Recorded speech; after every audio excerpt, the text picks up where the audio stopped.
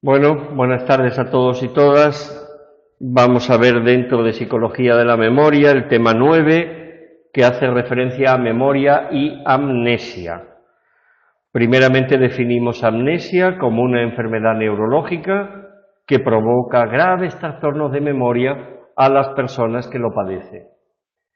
Y esa amnesia puede ser amnesia retrógrada, cuando las personas tienen dificultad como para poder recuperar información que habían codificado y habían retenido previamente en su memoria, y amnesia anterógrada, cuando los sujetos, después de haber aparecido la enfermedad, no son capaces de poder retener ningún tipo de información, son incapaces de formar nuevas memorias.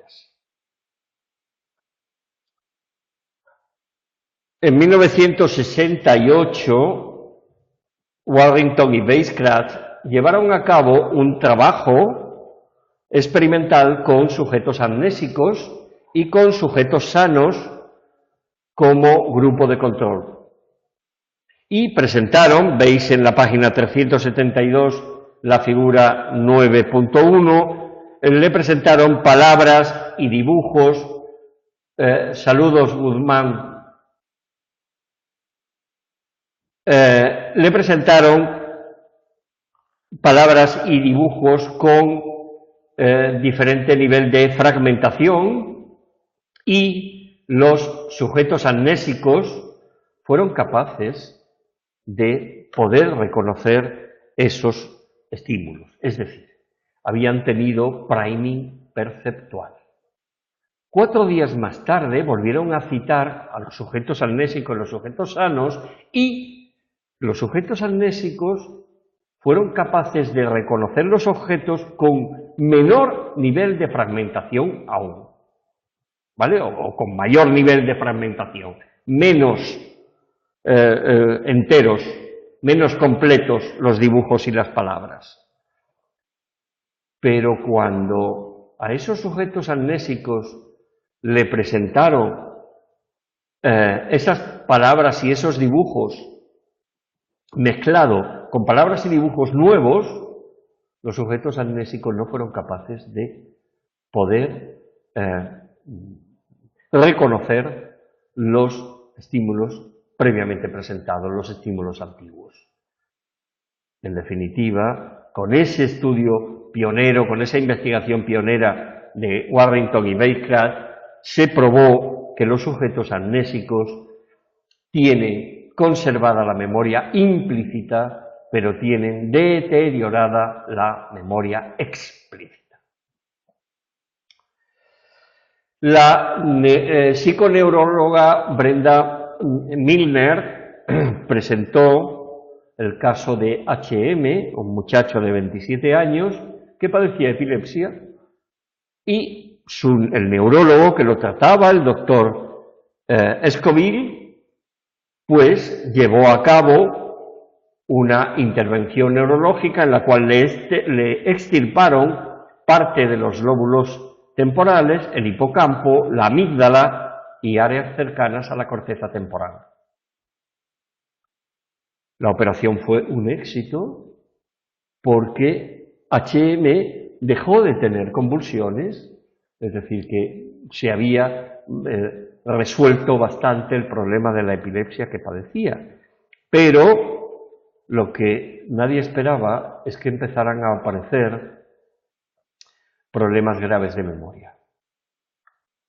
H.M. empezó a tener dificultades para recordar acontecimientos del pasado, es decir, empezó a tener amnesia retrógrada, que poco a poco se fue resolviendo. Pero lo que no se resolvió es que H.M. tenía dificultades para retener la información del momento, tenía dificultades para reconocer a personas, tenía dificultades, en definitiva, para formar nuevas memorias.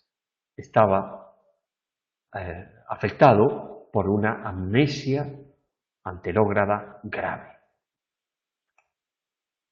a H.M. le presentaban, esta va a ser tu enfermera, se llama María, y cada vez que entraba María, pues le preguntaba cómo se llamaba, porque no se acordaba de que se llamaba María. Cuando le dieron de alta en el hospital y salía de casa, no era capaz de volver a ir a casa porque no reconocía, no había aprendido las distintas claves que le pudieran conducir a ir a su casa. Pese a ello, H.M. era perfectamente capaz de poder llevar a cabo una conversación, es decir, tenía conservada su memoria semántica, era perfectamente capaz de percibir, es decir, su percepción estaba conservada.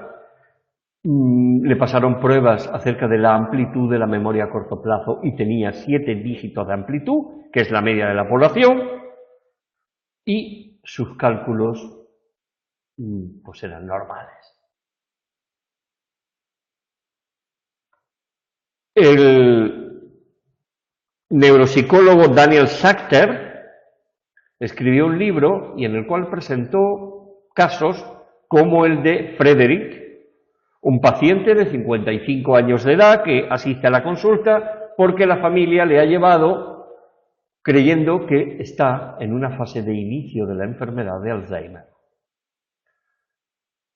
Sachter le preguntó si recordaba lo que había cenado la noche anterior, y Frederick no se acordaba absolutamente de nada, le presentó palabras y dibujos para que él las retuviera en su memoria y después fuera capaz de recordarlas, y no fue así. Dado que en las conversaciones entre el doctor Sachter y Frederick apareció la afición común que tenían ambos al golf, el doctor Sachter invitó a Frederick a jugar el sábado próximo a hacer una partida jugar una partida de golf en el club al cual asistía el doctor Sachter. Y bueno, Frederick quedó encantado. Al sábado siguiente, el doctor Sachter pasó con su coche a buscar a Frederick y fueron hacia el club de golf. Y el doctor Sachter se quedó alucinado de que la memoria semántica de Frederick estaba perfectamente conservada. Conocía todos los términos como birdie, bogey, todas las áreas del campo, que es un bunker, que es el green, conocía la denominación de cada uno de los palos con los cuales se juega al golf, es decir, tenía totalmente conservada su memoria semántica. Y al hilo de ir jugando hoyos, pudo constatar que también su memoria inmediata estaba conservada. Acordaos de que la memoria inmediata tiene una duración como máximo de 20 segundos. Es decir, que si le preguntaba algo, caray, ¿cómo le has dado ese efecto a la bola para que fuera tan directamente al hoyo? Pues era perfectamente capaz de explicar lo que había hecho. Obviamente, su memoria procedimental estaba conservada, ¿vale? Es decir, sabía cómo jugar porque era aficionado a el golf y, por tanto, no había olvidado cómo se jugaba. Bien, cuando terminaron de jugar y fueron al bar a tomarse algún refresco después de haberse lavado, pues el doctor Sachter le preguntó a Frederick algunas de las situaciones que habían vivido y él no se acordaba absolutamente de nada, es decir, contestaba con generalidades y él le dice, caray, qué buen golpe diste en el hoyo 5, sí, di un buen golpe, pero ni siquiera era capaz de dar detalles de lo que había sucedido en el hoyo 5. El doctor Sachter volvió, viendo lo fructífero que eran esos estudios de campo con Frederick, le invitó a la semana próxima también a jugar otra partida y él aceptó. Y al sábado siguiente, Frederick se monta en el coche con el doctor Sachter y dice, ¿qué tal? ¿Cómo estamos, Frederick? Y dice, muy nervioso, porque hace mucho tiempo que no juego al golf y lo mismo, pues no se me da bien. Y nervioso también porque voy a jugar con usted, con el cual no he jugado nunca. No tenía ningún tipo de recuerdo de que la semana anterior ambos habían estado jugando. Casos como el de Frederick le llevaron a Sachter a proponer un síndrome amnésico. Síndrome significa conjunto de síntomas, ¿vale? Y ese síndrome amnésico considera que está asociado a lesiones en el hipocampo, en los lóbulos temporales, aunque también puede ser causado por la enfermedad de Alzheimer, por anoxia, es decir, pérdida de oxígeno en el cerebro, por traumatismos cráneos-encefálicos, síndrome de Korsakoff, que aparece en alcohólicos crónicos, por consumo de drogas o por infecciones víricas como la meningitis o el herpes encefálico. Estas personas que padecen el síndrome amnésico definido por el Daniel Sachter tienen conservadas sus funciones intelectuales, sus funciones de lenguaje, la memoria inmediata, la memoria implícita, la memoria procedimental, la memoria semántica, pero presentan dificultades para recordar información anterior a la enfermedad y por tanto estaríamos hablando de amnesia retrógrada y una gran dificultad para aprender a retener lo aprendido y por tanto estarían padeciendo también una amnesia anterógrada. Desde que Warrington y Weizsäcker en 1970 llevaron a cabo ese estudio pionero, o en 1968, ese estudio pionero sobre el modo con que los sujetos amnésicos son capaces de tener memoria implícita, que son capaces de tener priming, igual que los sujetos sanos, muchos investigadores han tratado de probar hasta qué punto características, investigaciones que pudieran probar que efectivamente eso se sigue manteniendo. Yo no sé si os acordaréis, me gustaría que sí os acordaréis, de lo que es la curva de posición serial. La curva de posición serial fue uno de los principales argumentos que utilizaron las teorías espaciales o estructurales de la memoria, considerando que había tres almacenes distintos de memoria. Memoria sensorial, memorias sensoriales, memoria a corto plazo y memoria a largo plazo. Y la curva de posición serial era capaz de poder delimitar el efecto que esas memorias tenían sobre la memorización de una serie de elementos que se le pedía al sujeto que memorizase. Y acordaros que en los sujetos sanos, cuando eso aparece, se producen dos efectos. El efecto de primacía, de modo que los 3 o 4 primeros ítems de la serie se recuerdan mejor, y el efecto de cercanía o referencia, de modo que los últimos elementos de la lista se recuerdan también mejor, en tanto que los elementos intermedios se recuerdan peor, ¿vale?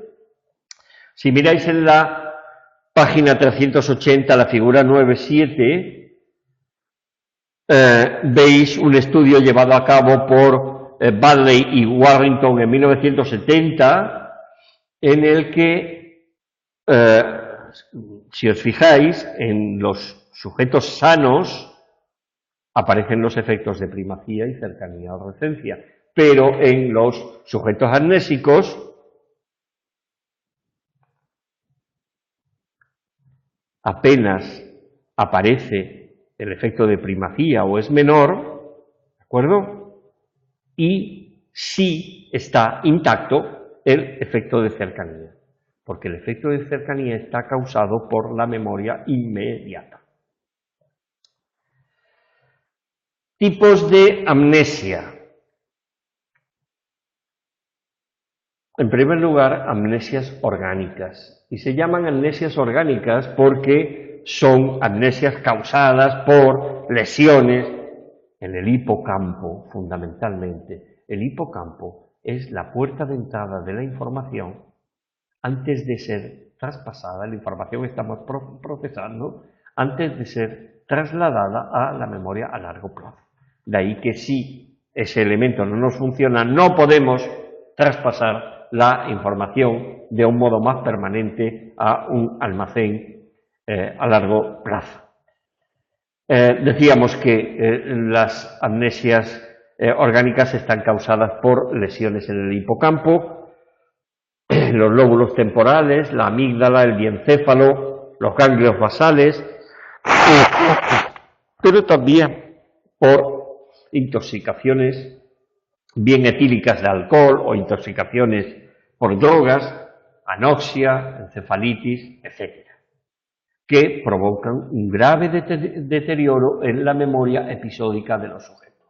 Según el periodo temporal al cual afecte esa amnesia, ya sabéis que tenemos la amnesia retrógrada cuando los sujetos son incapaces de recordar, almacenar material codificado y almacenado en su memoria antes de la aparición de la enfermedad, y amnesia anterógrada cuando los sujetos tienen dificultades para conservar la información inmediata y traspasar esa información inmediata a la memoria a largo plazo, con lo cual se ven imposibilitados de formar nuevas memorias.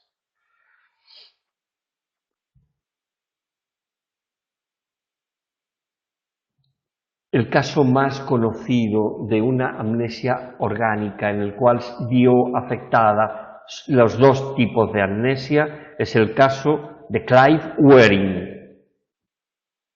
Es un músico, un experto en música antigua, un director de coro, un músico inglés de Londres que dirigía un importante coro en Londres, que con 47 años contrae un herpes encefálico que destruyó el hipocampo, los lóbulos temporales, con lo cual se impedía la transmisión de la información a la memoria a largo plazo, y también se vio afectada la amígdala, que es la estructura neuronal, que es la estructura cortical responsable del control de las emociones. Yo os sugiero que veáis un vídeo, sobre todo que tiene como título El hombre con 7 segundos de memoria, porque su amplitud de memoria inmediata de Clive Wearing cuando contrajo esa encefalitis y por tanto conllevó la aparición de amnesia solamente es de 7 segundos. Es capaz de mantener una conversación, pero como haya una pequeña interrupción superior a 7 segundos, no sabe cómo continuar la conversación. Él sabe que tuvo hijos de su primera esposa. Sí, la verdad que sí, es terrible. Sabe que tuvo hijos de su primera esposa, pero apenas tiene recuerdos sobre ellos. Está sumamente enamorado de su esposa actual, Débora, en la cual, bueno, pues está permanentemente echándola de menos. Cuando estaba en el hospital y iba a visitarla, a los 10 minutos de haberse marchado Débora, después de haber estado todo el día con él, ya estaba llamando por teléfono: cariño, necesito verte, hay que ver la cantidad de tiempo que hace que no te he visto, etcétera, etcétera. Cuando ya está en su casa y le sirve Débora un té, bueno, pues, y ella se va a la cocina pues a limpiar la tetera y a quitar cosas de en medio, cuando vuelve: ay, cariño, cuántas ganas de verte porque hace muchísimo tiempo que no te he visto. Es decir, no tiene memoria. Y Terrible también es ver un fragmento del diario que escribe en el cual permanentemente cree que se está despertando. Esto ha sido terrible, ya estoy despierto, es maravilloso, es perfecto el estar realmente despierto. Bueno, Débora, su esposa actual, plasmó en un libro, Forever Today, la historia terrible de un hombre en el cual no recuerda absolutamente nada, ¿no? Y siempre soy, el título del libro. Ella también, tratando de incrementar su autoestima e incrementar el hecho de que se sintiera pues arropado, organizó un concierto para él, en el cual, bueno, pues había el coro y él tocaba el piano, es decir, él tiene perfectamente conservada su memoria semántica, tiene perfectamente conservada su memoria procedimental, por lo tanto, no tiene ninguna dificultad en tocar al piano. Cuando terminó el concierto, no sabía por qué le aplaudían y se puso a temblar porque no era capaz de controlar sus emociones, es decir, al estar afectada la amígdala, no sabía cómo expresar emociones y se puso a temblar de miedo porque no sabía qué es lo que tenía que hacer.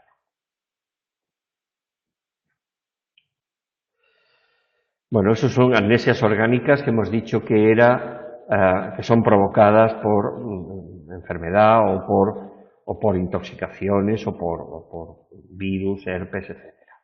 Amnesias funcionales o psicógenas. Son amnesias en las cuales no es posible el poder afirmar que la amnesia esté causada por una enfermedad orgánica o por una lesión, ¿vale? Y por eso se le denomina psicógenas. Estas amnesias funcionales o psicógenas se caracterizan porque aparece de modo abrupto la amnesia retrógrada, es decir, pierden el conocimiento de la información que tenían almacenada. Hay pérdida de la identidad personal. Las personas sufren un desconcierto porque no saben ni cómo se llama, ni quién es, y tiene una ausencia o leve amnesia anterógrada. Y si es leve, esa amnesia anterógrada se recupera con el tiempo. Es decir, estas personas sí son capaces de, con entrenamiento, con rehabilitación, ser capaces de formar nuevas memorias. Aquí tenéis en la página 386 que un investigador, Krzyzewski, lleva a cabo una descripción clínica y un estudio neuropsicológico de 10 casos en los cuales pues, son pacientes, ¿no? 9 de los pacientes tenían historiales psiquiátricos, abuso de alcohol y de otras sustancias 6 pacientes, trastorno de ansiedad un paciente, trastorno por estrés postraumático un paciente, esquizofrenia paranoide crónica un paciente y depresión con intento de suicidio 4 pacientes, ¿vale? A través de rehabilitación, 2 de los 10, a pesar de tener un cuadro clínico bastante importante, fueron capaces de recuperarse de su amnesia funcional, lo cual es una puerta de esperanza de que amnesias funcionales que no están causadas por la aparición de una enfermedad, ni de una intoxicación, ni de la existencia de un virus, pues pueden ayudar a que las personas vayan recuperando, porque fundamentalmente lo que tienen es amnesia retrógrada, ¿vale? Amnesia de lo que sucedió, de modo que si se puede ir rehabilitando los recuerdos de su pasado, la persona puede ir pues recuperando esa memoria. Dentro de las amnesias funcionales, aquí la autora del texto distingue entre amnesia postraumática y amnesia global transitoria. La amnesia postraumática es la amnesia provocada por traumatismo cráneoencefálico, provocado por explosiones, por caídas, por accidentes. No sé si habéis conocido a alguien que después de un accidente pues haya tenido pérdidas de memoria. Desde luego es muy frecuente en los soldados que están inmersos en guerras, en batallas, con lo cual explosiones de granada, morteros, caídas de trozos de vivienda que pueden caer sobre ellos, pueden provocar la aparición de esos traumatismos cráneoencefálicos. Si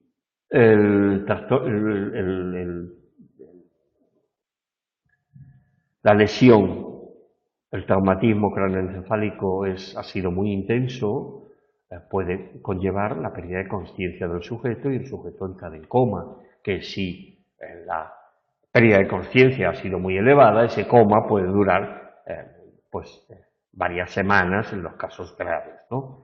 Cuando la persona se recupera del coma, cuando recupera la conciencia, el sujeto presenta un estado de confusión, de desorganización, hay desorientación espaciotemporal, ¿vale? Hay una amnesia retrógrada completa acerca de qué sucedió, lo que le causó el traumatismo craneoencefálico, ¿vale? Y variable la amnesia de otros hechos del pasado que en cada paciente pues tiene una mayor o menor duración su rehabilitación, ¿vale? Y presenta amnesia anterógrada con dificultad para nuevos recuerdos, pero por fortuna esa amnesia anterógrada se va recuperando con el paso del tiempo. El otro caso dentro de las amnesias funcionales es la amnesia global transitoria, que es un trastorno amnésico que suele durar menos de un día y que se caracteriza porque la persona, es llevada a los servicios médicos porque está desorientado espacial, temporal, y también tiene desorientación de su propia identidad, no sabe quién es, ni qué hace allí, ni qué, ¿no? ¿Qué sucede? Y eso lleva pues que a esas personas pues se les lleve a centros médicos con objeto de que se haga una evaluación neurológica a ver lo que le está causando, ¿no?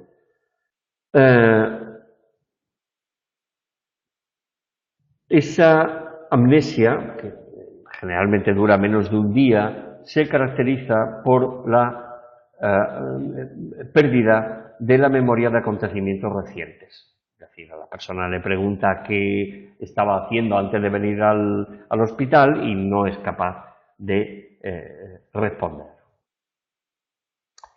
Y también se caracteriza precisamente por la incapacidad para retener información reciente en que el personal sanitario del hospital donde lo han llevado le tratan de explicar y tratan de darle instrucciones acerca de lo que tiene que hacer y no entiende absolutamente nada. Es decir, se ve incapacitado como para entender lo que le están explicando y las instrucciones que le están dando, a pesar de que su memoria sobre hechos pasados está conservada. Es decir, su memoria retrospectiva está conservada y no tiene amnesia.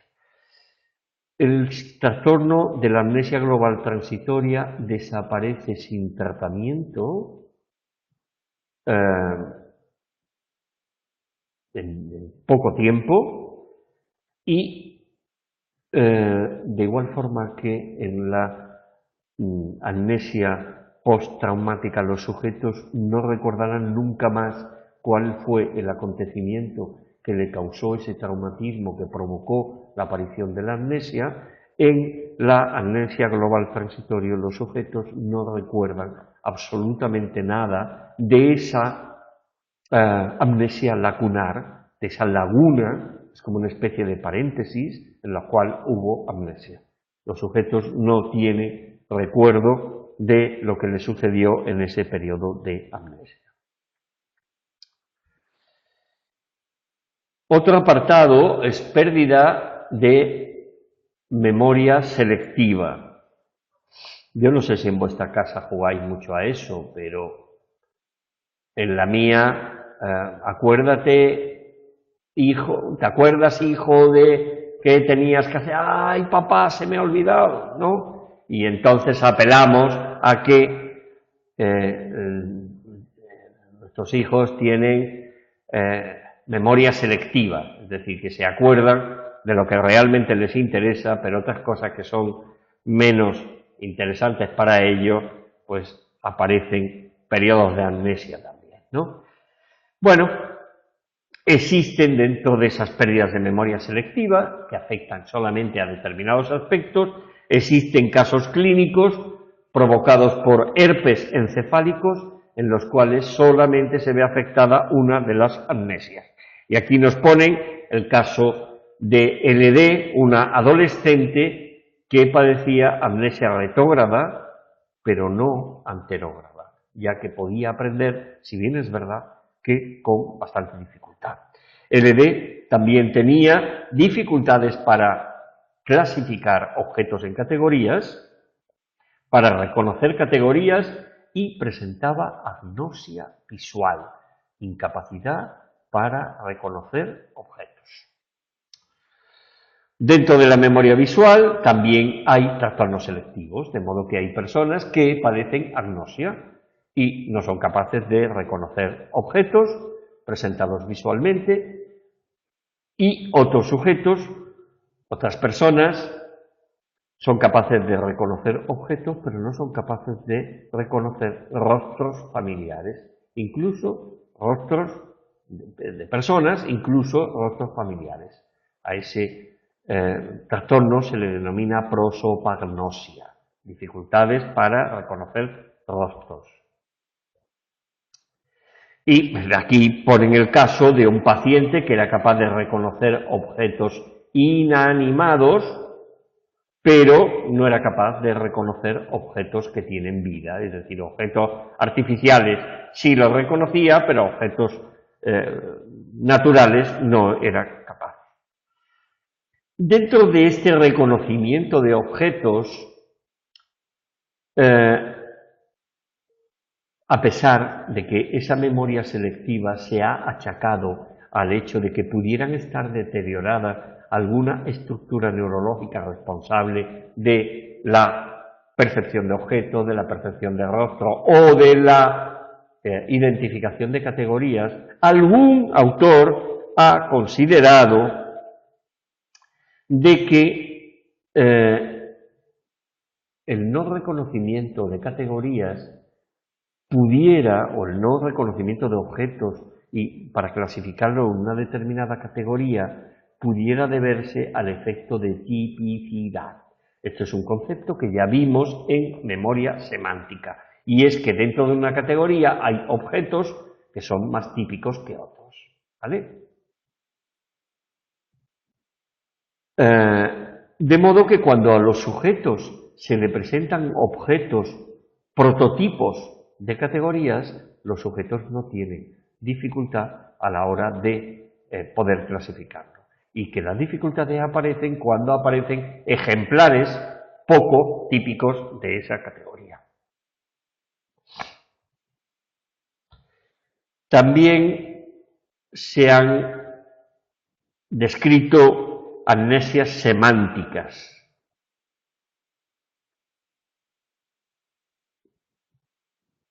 O amnesias conceptuales.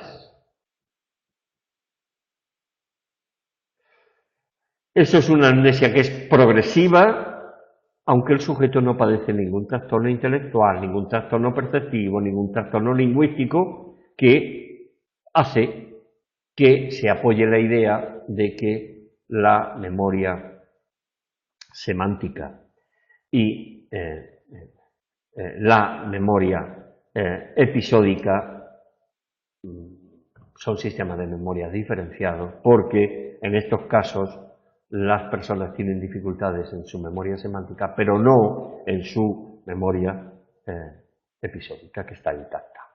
Hay un autor que aparece en el texto, Damasio, que en 1990 presentó a un paciente estudiado por él, que era capaz de identificar objetos construidos por el hombre, pero por alguna razón desconocida no era capaz de identificar instrumentos musicales, pese a que esos instrumentos musicales también son objetos construidos por el hombre. Algunos investigadores consideran que dentro de la memoria semántica sería necesario diferenciar entre la información perceptiva de un concepto y la información funcional. ¿Para qué sirve ese objeto? De modo que cuando a los sujetos les presentaban objetos y no eran capaces de identificarlos, si el investigador, imaginaos que uno de los objetos fuera un exprimidor, una estructura circular que en el centro tiene una estructura cónica dentada, ¿vale? Y se le pide al sujeto qué es esto, el sujeto dice no tengo ni idea qué es eso. Pero si el experimentador cortaba una naranja y giraba la muñeca con objeto de extraer el zumo de esa mitad de naranja, los sujetos eran capaces de identificar al objeto por la función, por la finalidad.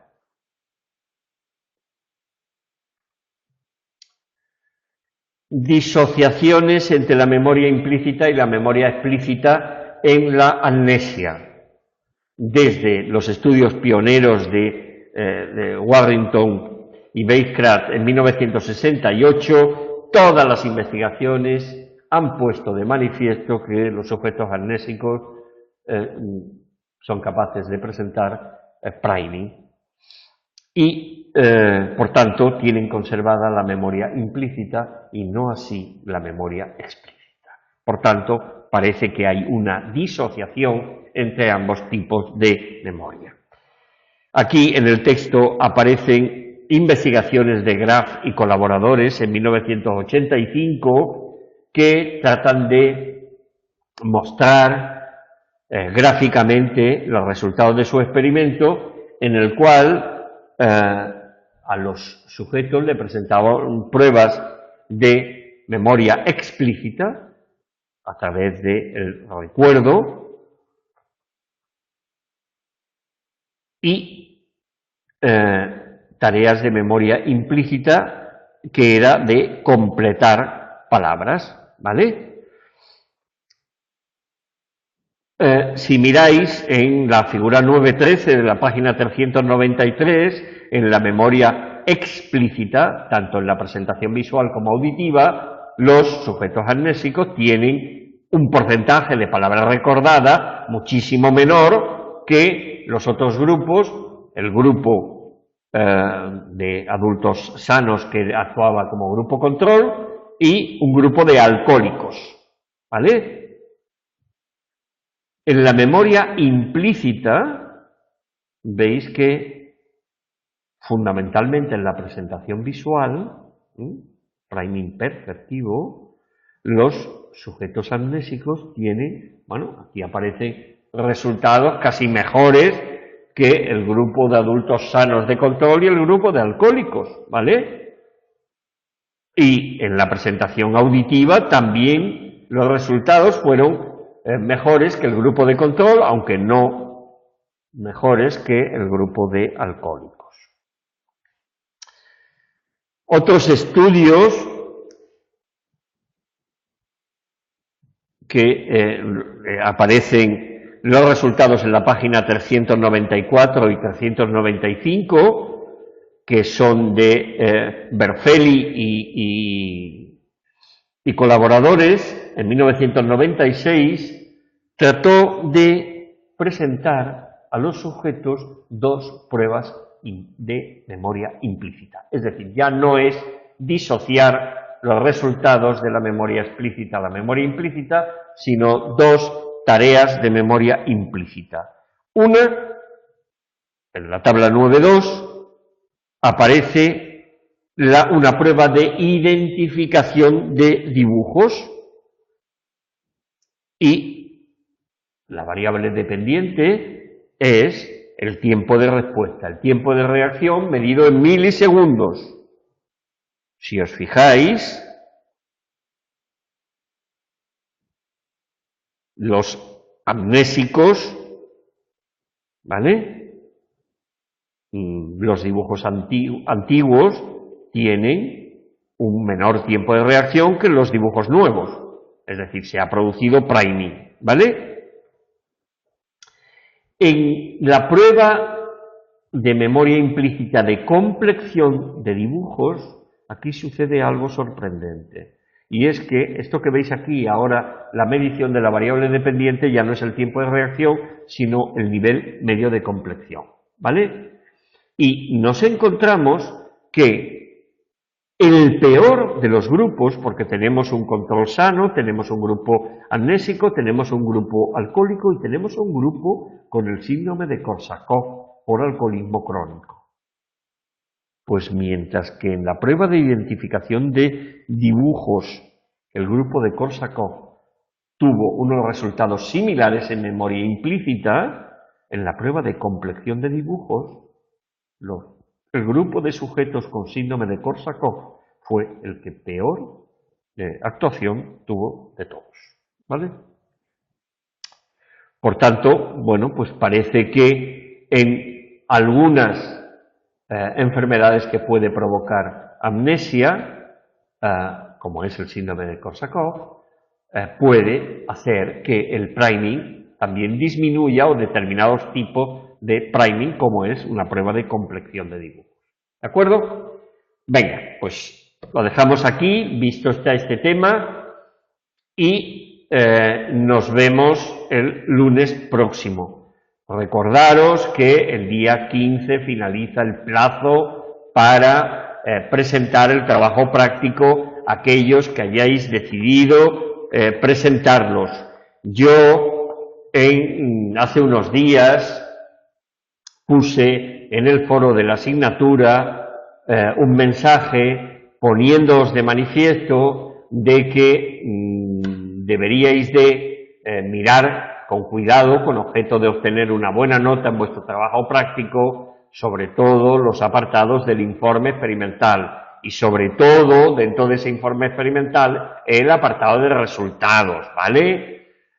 A pesar de que el día en el cual dimos instrucciones acerca de cómo cumplimentar el trabajo, incidí en que no puede ser que el lector de vuestro trabajo le digáis, tal y como aparece en la tabla, creo que es la tabla 1.4, hombre caray, si es el apartado de resultado, dime al menos las medias que has obtenido, dime al menos cómo han sido los resultados de las pruebas T que has sacado, que has obtenido en función de los resultados, di al menos si las hipótesis que habías planteado, que es el primer apartado del informe, si se han visto validadas o no en función de los resultados. Sugería también en ese correo que puse en el foro que os mirarais la clase que dimos el día 13 de noviembre, que la dedicamos exclusivamente a explicar aspectos del trabajo práctico y que también os vierais, porque vosotros ya habéis dado prácticamente todos fundamentos de investigación, que os veáis el último tema que hace referencia a cómo llevar o cómo realizar un informe de investigación. ¿De acuerdo? Venga, pues lo dejamos aquí. Gracias a todos y nos vemos el lunes próximo. Vale, de acuerdo, hasta el lunes próximo.